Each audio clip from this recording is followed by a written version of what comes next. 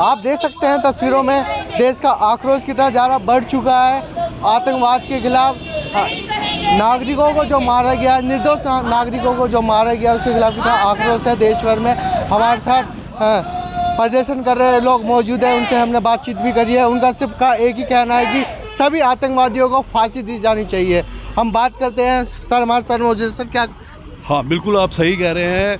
इसका सख्त सज़ा देनी चाहिए आतंकवादियों को, जिन्होंने निर्दोष व्यक्तियों की नरसिंहा करके सिंगार किया। उनको बहुत कड़ी से कड़ी सज़ा मिलनी चाहिए। हम सब इसीलिए इकट्ठे हुए हैं। उनको फैमिली के साथ आज हम साथ हैं और उनको श्रद्धांजलि देते हैं। उनकी फैमिली को जो भी दुख पहुंचा है, पूरा हिंदुस्तान, पूरा समाज उन सभी फैमिली के साथ है और हम सब एक हैं और एक ही रहेंगे। और मैं अशोक कुमार सोइन C9 का सीनियर सिटीजन वेलफेयर का जोनल इंचार्ज हूँ।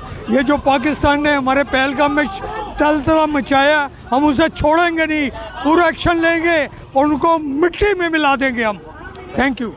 क्या मैसेज देना चाहोगे सरकार को और आतंकियों के लिए किस तरह के सज़ा का प्रावधान किया जाना चाहिए? ये जो इतना जघन्य कहते हैं ना कि अपराध हुआ है, इससे भयानक कुछ हो ही नहीं सकता। और जब आज के दिन हमारे यशस्वी प्रधानमंत्री भाई नरेंद्र मोदी जी और हमारे गृह मंत्री अमित शाह जी ने एकदम संज्ञान लिया इसके ऊपर, और पहले भी ऐसा हुआ है कि जब भी इन्होंने कुछ किस तरह का, जब पाकिस्तान ने कुछ भी ऐसा किया तो भारत ने उसका मुंह तोड़ जवाब दिया है। तो हम भारतवासी इस बात की बहुत निंदा करते हैं। और हमारे अमित शाह जी जो हमारे गृह मंत्री हैं और नरेंद्र मोदी जी, हमें इनका पूरा विश्वास है कि जो भी इनका रहेगा तो पूरे जो भी निर्णय लेंगे वो देश के हित में लेंगे। और सभी को बहुत इस बात का अफसोस है, इसका जरूर घोर निंदा करते हैं।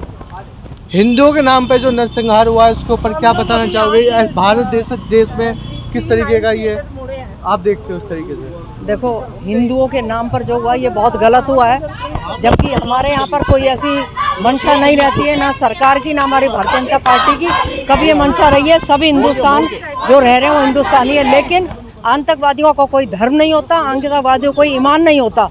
और उन्होंने इस तरह किया, ये पूरे देश को क्या पूरे विश्व में आज ये स्तब्ध है कि इस तरह ये क्या जात पात का दिखाना चाह रहे हैं, तो ये बहुत गलत हुआ। पाकिस्तान का दावा है कि हमारा इस आतंक से कोई लेना देना नहीं है, इस पर आप क्या बताएं? पाकिस्तान आतंकवादियों का अड्डा है। पाकिस्तान ने ही जो भी होता है, इस तरह के जो मास्टरमाइंड है वो हर जगह पाकिस्तान से ही होते हैं। इनके कहने की बात करने और कतरी बहुत फर्क है, और ये पूरा संसार देख चुका है और इसको बर्दाश्त नहीं किया जाएगा। कब तक सहेगा कश्मीर और भारत आतंकवाद को? अब नहीं सहेगा। अब सहनशीलता की जो सीमाएं हैं सब पार हो चुकी हैं। अब पाकिस्तान देखेगा कि किस तरह से हमारे जो मासूमों को मारा गया है, निहत्थों को, और धर्म के नाम पर, तो धर्म है आतंकवाद का, ये उन्होंने दिखला दिया है। लेकिन हम पीस चाहते हैं, हम चाहते नहीं है कि लड़ाई हो, क्योंकि उससे बहुत नुकसान होता है। लेकिन जब आदमी को मजबूरी हो जाती है अपने देश, अपने लोगों और अपने धन को बचाने की, तो फैसला लेना पड़ता है। और मोदी जी, आप कड़ा से कड़ा फैसला लीजिए, हम सब आपके साथ हैं। और ये कल हम कश्मीर गए थे, कल वो हमारे साथ, हमारे बच्चों के साथ हो सकता था। इससे ज़्यादा दर्दनाक, खतरनाक और क्रूर हत्या हो नहीं सकती। मोदी जी, और हमें मोदी जी पे पूर्ण विश्वास है कि वो जरूर प्रतिदान करेंगे, जैसे पुलवामा में हुआ था। आए दिन भारत पर आतंकी हमले किए जाते हैं। अभी कश्मीर में जो हमला हुआ है उसके ऊपर क्या बताना चाहोगे? क्या डिमांड है सरकार से और क्या चुनौती है पाकिस्तान को? ये जिहाद है, ये आतंकवादी नहीं है, ये हिंदू के खिलाफ एक जिहाद है और सुनियोजित जिहाद है। और इसके लिए हम सरकार को सपोर्ट करते हैं कि पाकिस्तान में उसके घर में घुस के सर को चल देना चाहिए, ताकि फिर पैदा नहीं हो। मेरा यही मानना है। और ये उचित वक्त है कि उसको जाके घुस करके घर में हमारे आर्मी को, और जो जड़ है इसको जड़ पे अटैक करना चाहिए, ताकि वो समाप्त हो जाए सदा के लिए। क्या समय आ चुका है पाकिस्तान के एक और टुकड़े होने का? पाकिस्तान के टुकड़े टुकड़े हो जाएंगे। और पाकिस्तान ने जो यहाँ आतंकवाद बहुत गलत किया है, इसका हम बिल्कुल बदला लेंगे और ये कभी होना नहीं चाहिए। जी, आप क्या कहेंगे? हाँ जी, क्या पाकिस्तान के देखिए जी, उसमें डेफिनेटली पाकिस्तानी आर्मी का हाथ है। अगर आप एक्सपर्ट्स की सुने, मेरी मत सुने, आप एक्सपर्ट्स की सुने, definitely these terrorist were backed by Pakistani military. तो इट इज़ बहुत ज़रूरी है जो हमारी इंडियन आर्मी है उनसे एडवाइस लेनी चाहिए। They should be given a free hand and इसको प्रॉब्लम को सॉल्व करिए वंस एंड फॉर ऑल। एक दो टेररिस्ट आप जो कैंप्स हैं आप ख़त्म कर देंगे, उससे फ़ायदा नहीं होगा, इसको जड़ से उखाड़ना पड़ेगा। एंड इंटरनेशनल स्टेज बहुत ज़रूरी है कि इस बात को रिफ्लेक्ट किया जाए। आई थिंक हम लोग फेल कर रहे हैं as India to bring it out on the international forums. तो यूएन में जाके ये बात करें, प्रूफ दें that how Pakistan is involve in this terrorism, how Pakistani army is involve in this terrorism, और उसको प्रूव करें यूएन में जाके, है ना। And then take a very hard stand against Pakistan, stop all trade with Pakistan, right. And I am sure जो हमारी government है वो पूरी सक्षम है, जो हमारी आर्मी पूरी सक्षम है इसको सॉल्व करने के लिए। और हम उनको ये कहना चाहते हैं हम आपके साथ हैं, आप जो भी स्टेप लेंगे हम आपके साथ हैं, बट इस प्रॉब्लम को एक बार जड़ से आप ख़त्म करिए। भारत का आक्रोश दिन प्रतिदिन बढ़ता है यार। कुछ बुजुर्ग लोग भी हमारे साथ मौजूद आए, उनसे बात करते हैं। नहीं, मुझे कुछ नहीं बोलना, मुझे सिर्फ एक सवाल है।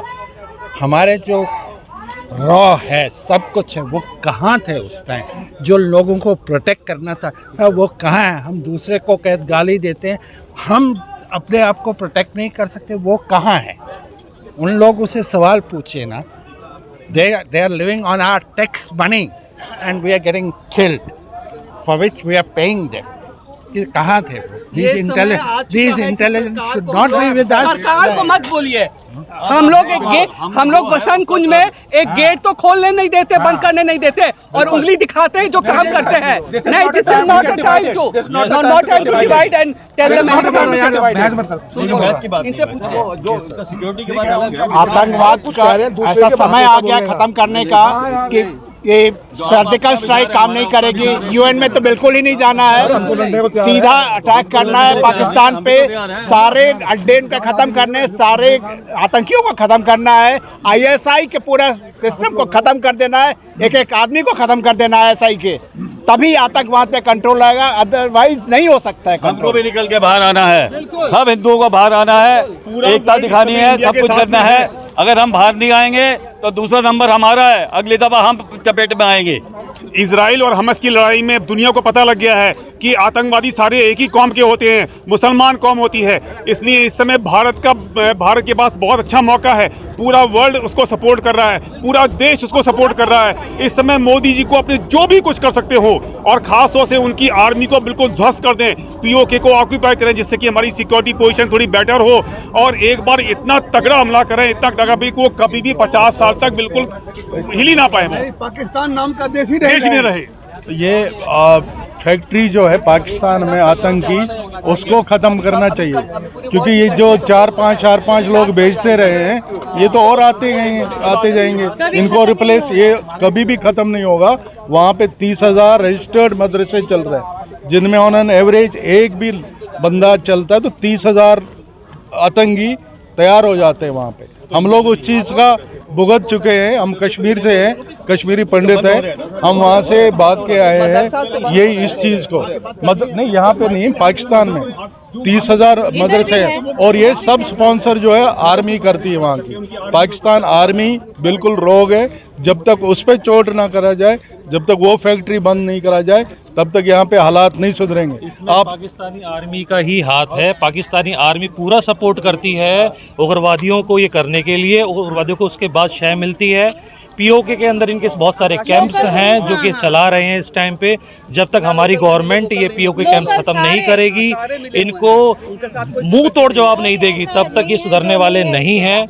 9/11 के हमले को हम लोग नहीं भूल सकते हैं, और 9/11 के हमले को ना भूलते हुए इस बार पूरा देश एक साथ है, सबके अंदर आक्रोश है, जोश भरा हुआ है। हम यही चाहेंगे अपनी गवर्नमेंट से कि हमारी गवर्नमेंट बिल्कुल पूरी हिम्मत से आगे बढ़े, पूरे देशवासियों का साथ है इस समय, और हम लोग पूरा चाहेंगे कि गवर्नमेंट बिल्कुल इसको पाकिस्तान को ख़त्म करे, एकदम इनकी आर्मी ख़त्म करे एकदम।